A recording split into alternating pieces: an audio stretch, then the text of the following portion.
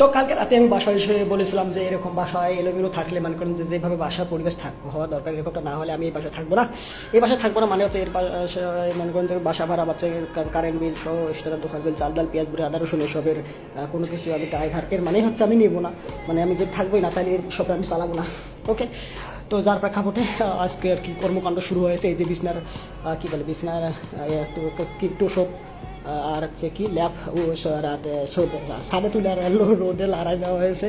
আর এর পাশাপাশি মনে করেন যে এই যে বিছানা বিছানা মনে করেন যে সুন্দর করে গোছ গাছ করার জন্য কার্যক্রম শুরু হয়েছে। তো এই যে আমি যে এরকমটা বলেছি যে এইরকম এলোমেলো থাকলে আমি বাসা থাকবো না, হ্যাঁ এটা বলার কারণ কি, এই যে এখানে আরেকটা চকি এটা থেকে মনে করেন তো সব লড়াই দিয়েছে। যাই হোক, তো এরকমটা বলার কারণ কি, আসলে আমি আসলে গরিবের ঘরে জন্ম নিয়েছিলাম, আই মিন ফকিন্নির ঘরে ফকিন্নির জন্ম নিয়েছিলাম।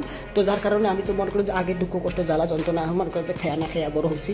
যার কারণে আমি বর্তমান মনে করেন যে 3 বেলা গোশ মাছ খাইতে না পারলেও মনে করেন যে আগে তো খাইয়াকেই পারতাম না, বর্তমান সময়ে ডাল ভাত হলেও খাচ্ছি। ওকে, তো এই যে ডাল ভাত হলেও খাচ্ছি আর ভালো একটা জায়গা, আগে তো জায়গা আছে মনে করেন যে বাসার এলোমেলো যে টিনের খড়ের বাড়ি ঘর ছিল, তো সবে থাকতে গেলে পরে মনে হয় যে আরে ভাই ফ্রিজ মামার বেটা তুই একটু মন্দ থাক। তো ওই সব স্মৃতি আমার মনে পড়ে যে আমার মনে হয় যে আমি মনে হয় আগের অবস্থানে আমরা মনে হয় রয়েছি। আগে যে আমরা না খেয়েছিলাম, আগে যে আমাদের খড়ের বাড়িঘর মানে কুড়ে ঘর বাড়িঘর টিনের বাড়িঘর যে ভাঙা চুরে ছিল এরকম বাড়িঘরে যে আমরা ছিলাম, ঠিক মনে হচ্ছে যে আমি ওখানে এখনও রয়েছি।